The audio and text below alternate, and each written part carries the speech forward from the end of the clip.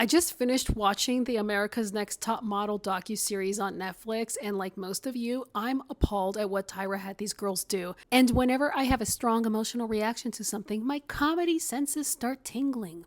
How can we use comedy and satire to highlight how problematic America's Next Top Model was? Satire is humor with a message. It defends the underdog through punching up, and it can also be sarcastic.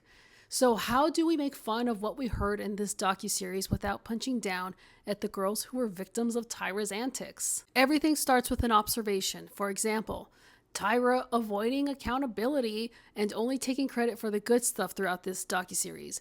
It makes me wonder, what would it look like if I evaded accountability the way Tyra does? You might end up with a skit that looks like this. Every aspect of running that meeting was my responsibility, from creating the deck to curating the vibes of the room. That was my responsibility. That was my baby. So what about the mess you left? What you have to understand is that I'm not the office manager. I'm not in charge of, the vibes of a room. Curating the vibes of the room as much as I would like to be.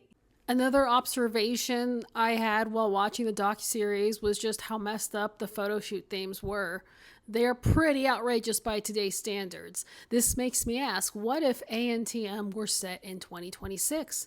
What would be the equivalent of an inappropriate photo shoot in 2026? You might end up with a skit that looks something like this. For today's photo shoot, you'll be shooting in front of a real-life ice rave. Your challenge will be to smile with your eyes while being maced.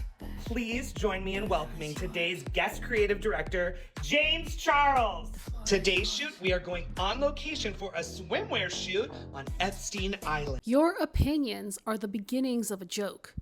What did you think of the docuseries? What was your reaction? And what kind of comedy did that inspire?